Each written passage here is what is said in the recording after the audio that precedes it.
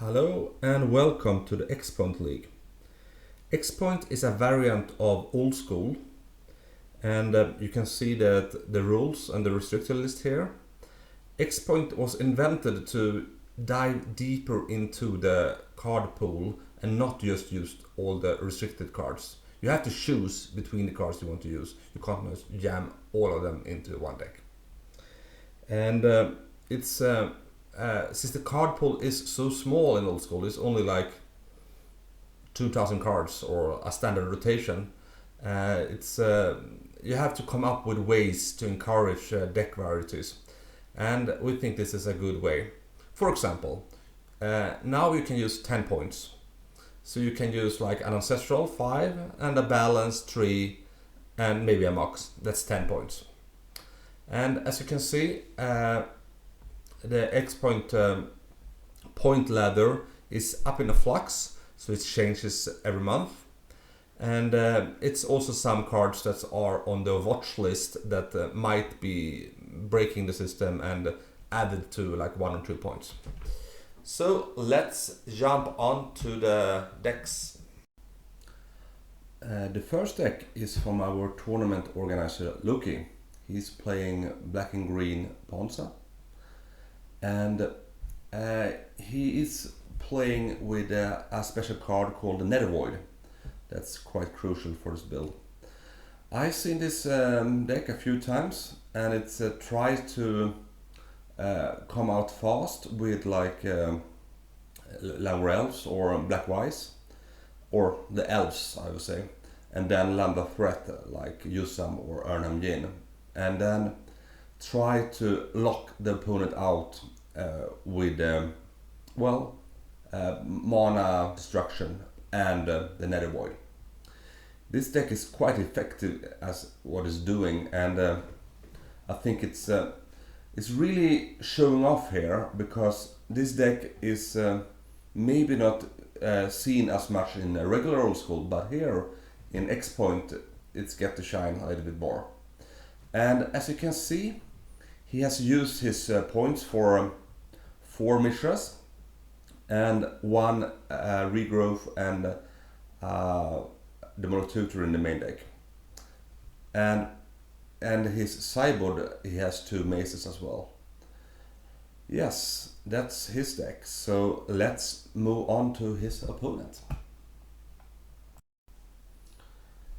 And here we have Andrew's black, red and white Shane of Mistopheles deck. And if Lookie's deck was a control deck, this is more of a combo deck. But they both aim to lock out the opponent so they can't do anything. But they have different ways to do so. If Lookie had a Nether Void and a land destruction, here we have something else. We have a card named Shane of Mephistopheles. I'm going to go into what that card do after this deck tech, but that's the crucial card for this deck. And he's locking out his opponent, and he's killing his opponent with Holy Mine and Millstone. And eventually his opponent can't attack because he has Ice and Sanctuary, and he can't draw out from it either, or he can draw disenchants actually. And he has Shane of Mistopheles is quite crucial, but actually the Holy Mind is one of the cards that makes the deck ticks. So if you destroy the Holy Mind, the deck doesn't function as good as it should do. It's very interesting because normally this deck, is rarely seen, but here in X-Points it's it shines. So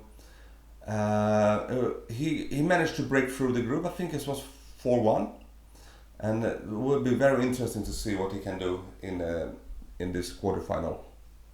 I don't know if there is much more to say about the deck. We can have a look at Shane of Mistopheles to understand it a little bit better though.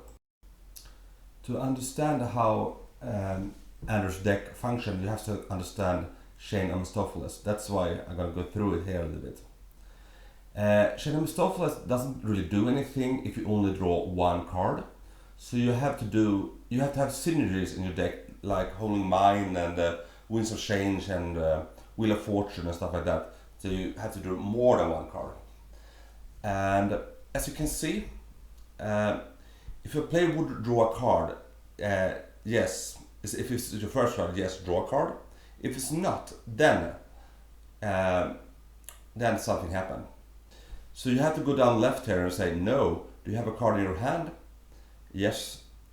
If you have a card in your hand, discard that card, then draw a card. If you don't have a card, no, put the top card of your library into your graveyard. So if you put your top card into if you don't have a card, it mills you. So it functions as a way of a millstone as well. So, and he also plays with millstones, so he wants to mill you out. But if you have a card, then you discard a card, so you never actually draw more cards. Even though Holding Mine and Wheel of Fortune exists. I think we don't have to go more into this. Let's jump into the matches and you will see more. Here you can see Lookie to the left and Andrew to the right. We're jumping into the game here, and he has started and played a black wise, and Andrew is following it up there with a Featherstone. And a Silver Library, and then Andrew is on his third turn already, and he is playing his Disrupting Scepter. So this will be interesting. Okay.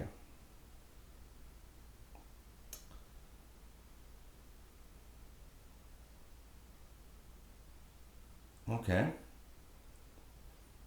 He ice storms his strip mine. Okay, and Disrupting Scepter on Lookie's hand. Okay, making the option even less. But it was a strange start though with a Disrupting Scepter, because he doesn't have any Holy Mine and he doesn't have any Chain of Mephistopheles here, so Lookie is actually able to, well, do what his deck does, that is to pump out creatures. And that's what he do here. He lands a Yusen. One of those iconic cards from old school that seldom see play actually. And here you go, he responds with an Abyss, also a very iconic card. So Yusen hits the bin before he's even done any damage. It's quite nice that you see that Lookie has the life counters down there.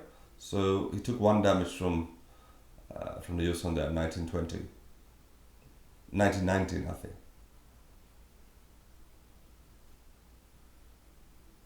Okay, so here we have, oh, he missed the flip on the Abyss. It will be quite hard for Lookie to win this match then, because if you can't kill the Abyss, that was a quite crucial miss though.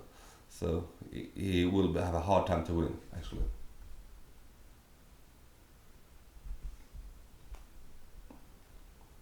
Oh, here we go.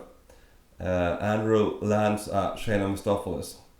Now it doesn't do anything, but if he can land some draw spell or something, then it will do something. It's quite nice that you see already Lookie is handing his arms in a cross. That he's like bored. It's already, and he has a full library here, so this will take some time. And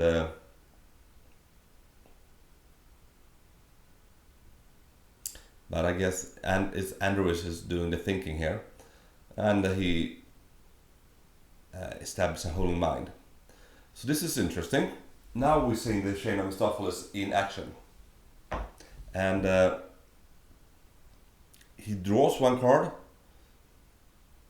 Actually, I think he should discard 1 card and then draw 1 card. And I think they are contemplating how they are playing this out. maybe I should cut this away, but it's quite funny because this is what always happens when Chains of Mephistopheles and Holy Mine hits the table at the same time. It's always quite confusing actually. So you will see it here. You won't hear the players though, but I think he's not choosing to activate the Sylvan though, because it's optional. And he regrows the orb.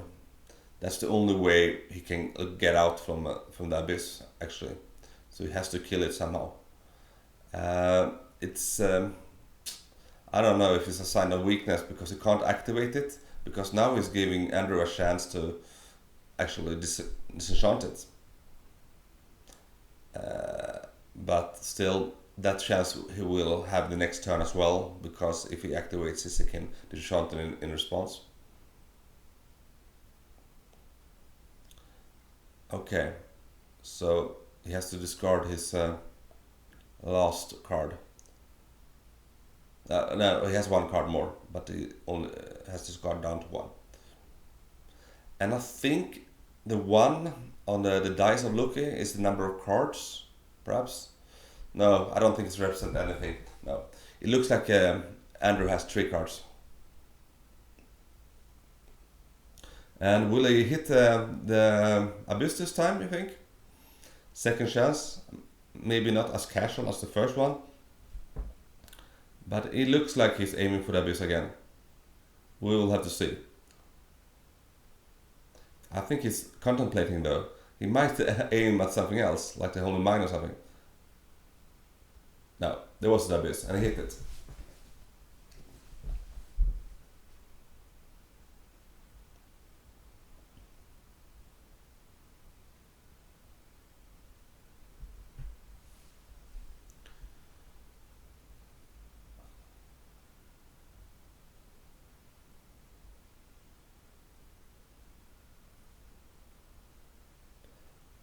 And here you can see Andrew establishing total like lockdown. He's managed to discard the bonus, discards all his cards and play an Island Sanctuary. So, well, he's on 13, but this will be quite hard from, even though the abyss is gone, from Lookie to come back from.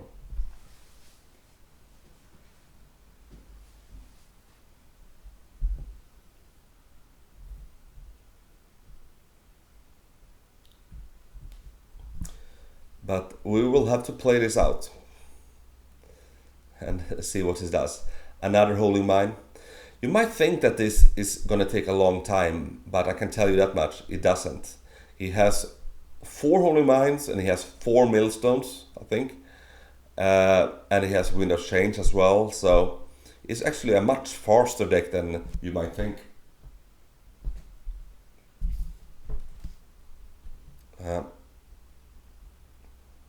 Even though we have a doublet here to double speed. But from this point, I would say Andrew is like, well, 90% chance of winning. It's quite hard to come back from this position. Oh, we see he's forking the Icequake, so he's managed to kill one of the Mishras.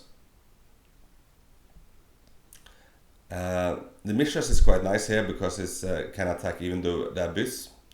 But you see, if the Mishras were any problems, he will just give up his draw phase. And actually I think he's already giving up his draw phase because he doesn't want to draw that many cards. He wants Lookie to mill cards, but he don't want them to be drawn. You see, he went down 3, so I didn't give up his draw phase then. Andrew has established quite a lock here, and I would say it's like 90% that he's gonna win and ride this one out. But of course, it's a combo control deck, so They're gonna have to play it out, but he's discarding two cards a turn and drawing one, and that's gonna be quite fast. But maybe he's gonna speed up the clock with the millstone or something.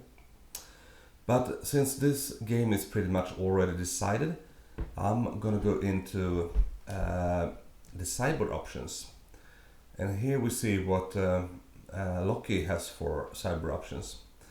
I think the crumble will be quite useful here, because they can kill the Holy Mine and the Destructive Scepter and the Millstone. So they are obvious inclusion.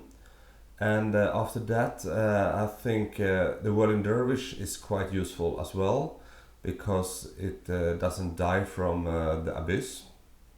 So I think he should add them.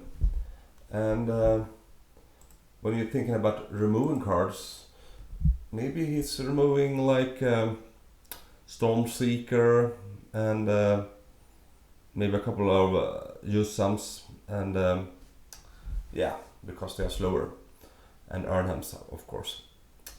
And yeah, you can see that how the games play out here. Lookie is trying to establish something, but I mean, to summon a use sum when opponent has Island Sanctuary is not really going to do you much good, because it's only going to deal you damage. So he can take the attack, but that's not going to change a lot. I mean, so shall we have a look at Andrew's sideboard again? You can see that Andrew is using Arlie from Cairo. That's a quite interesting card actually, because sometimes people tend to board out their removals against this deck and sideboard in, so they don't have any cards to remove Arlie from Cairo. So maybe he will sideboard in Arlie from Cairo here, I think. And what else? It's kind of hard to tell. Obviously the Sit in a Bottle will be quite good against the Urnams and Yusams. It's not open sideboards here, so he doesn't know that he's probably going to sideboard him out. But he will probably sideboard in, and maybe the Circle of Protection Black perhaps, if he thinks that his opponent will choose to use some. Maybe another Disenchant as well. So it will be interesting. Okay, here we'll see the conclusion of the game as well, before we went to match number 2. You can see that he has established a Millstone lock, and he has a very small library left. Yeah, only like a couple of cards. And that's when he drew the last one. So let's move on to the next match. In this second match, I think Lookie is starting because he lost, but in the first one I think Andrew started because he had higher seeding. Actually, I think since Lookie has a quite nice sideboard here with his Crumble and his Whirling Dervish, I would put him as a favorite. And so we might see a whole different kind of game, because if Lookie will be able to establish some pressure here, it will go quite fast. And it looks like he's onto that with that early Urnam. And Andrew, is he locked out, or does he have a third land? Hopefully he has a third land, so we'll see a little bit of match. Yes, he has a plateau coming in. And if the real lock he can achieve now, Lookie, by playing his well, the Nether Void. But Andrew is taking some time here to contemplating his choices with only 2 cards. I guess he decided to not do anything. So Lookie, is he gonna? No, he's not gonna play the Nether Void. He's just gonna attack and pump the Mishra. the lower house, and he shattered he disenchanted the Mishra and played. Oh, so this is going blistering fast compared to the first match. He's already down to, I think it's 14. So will Andrew be able to stop this onslaught? Okay, he played Winds of Change. I don't know how many cards he has in hand. Lookie had one card, but he has to draw something quite good here to draw out from this.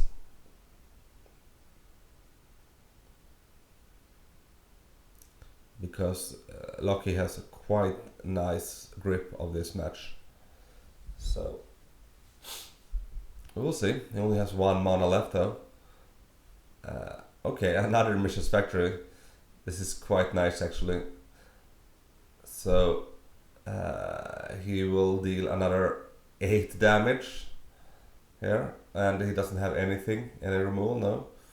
And a Demonic Tutor. So I think Lookie has drawn quite good this match, and Andrew hasn't. So with that Demonic Tutor, I think he will seal the deal. So he's down to 7 life, but we will see. Maybe Andrew can come back with the cards drawn from the Wind of Change. Oh, there you see the card I was mentioning that he is going to sideboard in, the Ali from Cairo. That's interesting. Can he handle the Ali from Cairo? Ali from Cairo says that he can only go down to 1 life. So it will be quite interesting to see what he is actually was tutoring for here, because he was tutoring before he saw the Ali from Cairo. And so he go down to 1 life. Maybe he was tutoring from that Nether Void. It will be quite hard to tell. I only think he has 1 out actually from Ali from Cairo, and you might remember what that is. Yes, that is the Chaos Orb, and he is actually regrowing now. For what is he regrowing for? For the Demonic Tutor, and perhaps he is going to tutor for the Chaos Orb then, because he has to remove that Ali, otherwise he can't win.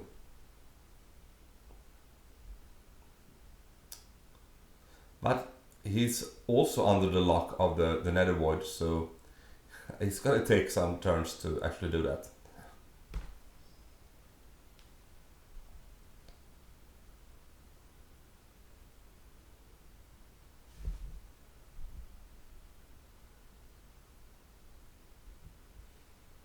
Interesting. See what's he has to pay 3 extra for everything. Oh, he's mind twisting for 1 because of the 3 extra. So will he hit the Chaos Orb that we assuming he's tutoring for?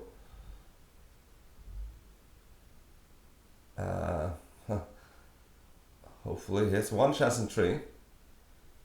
No, he hit the Black Wise instead.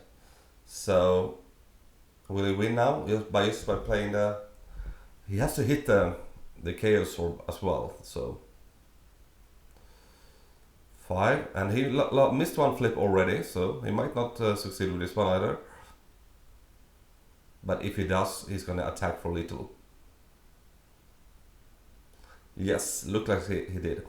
So let's move on to match number 3.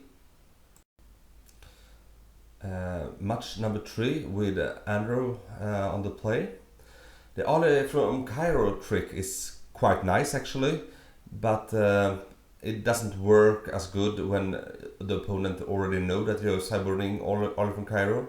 But in this match, Lookie doesn't have any removals, so he will have to rely on that Chaos Orb. But obviously he doesn't know that Andrew has 4 Ali from Cairo, so... but that doesn't change anything here.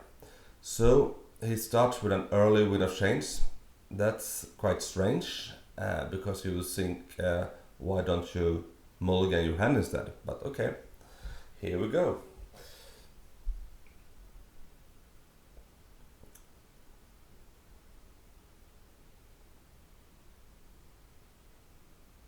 Let's see how is benefited of this wind of change.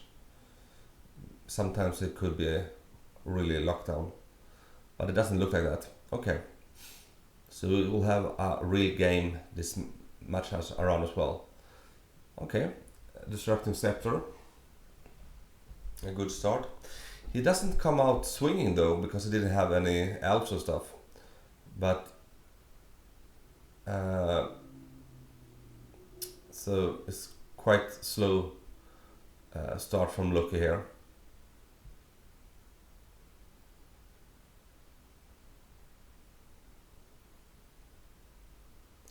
Okay, just ice storming one of the lands, but he has more where that came from. So he has 3 lands, and he's removing the Disrupting Scepter. But he can take quite a lot of extra lands, cards with that Sylvan Library, so that will be quite nice as well. So fighting off that Disrupting Scepter, because he ain't playing anything, because he's activating that scepter every time. And now he also has the double black white, so I think he has to start thinking about some other plans here. I don't see the lives here. Is he on 18? No, he's on 8 lives, so that black whites have probably dealt some damage to him.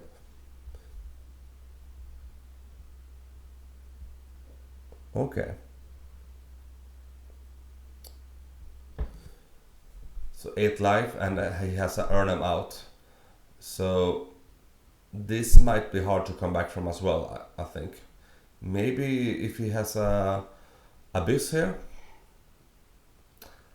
I don't think the Disrupting Scepter is going to change anything. Because... no, it's actually the other way around, isn't it? Lookie has 8 life because he's taking lives from the Sylvan. So his opponent has 18 life. Sorry for that inconvenience. But that doesn't change anything, because I still think that Lookie is the favorite here though, because Andrew hasn't really done anything, just making his opponent discard 1 card each turn. But Lookie has really advanced his board with double Ernan. So maybe if he cybered in the Citadel bottle, that would be great here. Okay, he has Iceland Sanctuary. They could do something, but Iceland Sanctuary on its own is not very good, because he has to have Holding Mine. Otherwise he can't hold off the troops for very long, because eventually he wants to draw something.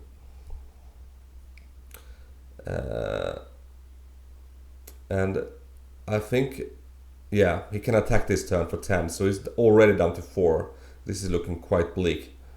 Maybe the Stormseeker could finish him off. Oh, the Crumble. Okay, there you see. He has 1 card left. Okay. Will be interesting if he... okay, I don't think the Millstone is going to do it here either. I don't think he draw anything though. Because if he draw anything...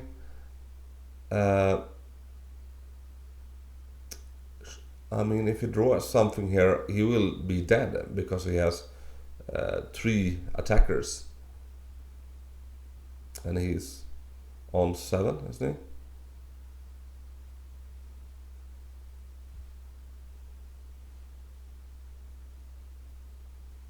Okay, so he has the Chaos Orb.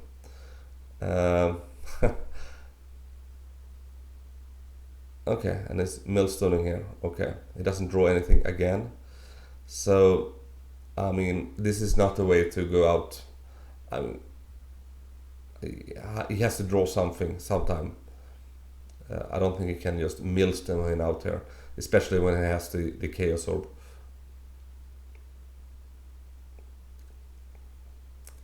But it's interesting. Iceland Sanctuary makes him so he doesn't draw anything. Maybe he can mill him out, but he has double Island Sanctuary, so it's no point for Lookie to just kill one of them. So this match might take some game. Maybe he will be able to turn around. I still think Lookie is the favorite though. Because if you don't draw anything, how can you win the match? You have to establish something. So eventually he will draw stuff like Stormseeker and that has some reach. Or because the Island Sanctuary is an enchantment that's quite hard for Lookie to kill. But as you see, he can kill it because he has Regrowth and he has Chaos Orb. Okay, that will be interesting. Will he? Yeah, he killed the first one. Maybe he can regrowth it. Oh, Demonic Tutor for a regrowth, perhaps.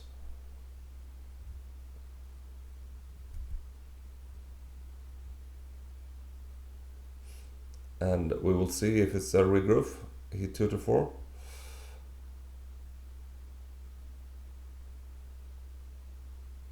Yeah, it looks like he regrowthed the Chaos Orb.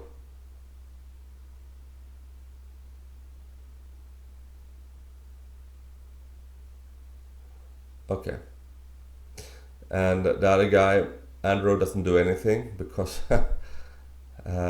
he can't draw anything because then he will be killed by the Urnhams. And now he killed the second Island Sanctuary. And I think that's game because he has two Urnhams. He couldn't attack in that turn because the Island Sanctuary was still active. But he now is not. And so he's gonna swing for lethal here. I hope you enjoyed the matches and I hope I see you back to the channel. And please subscribe and leave a comment below. See you around.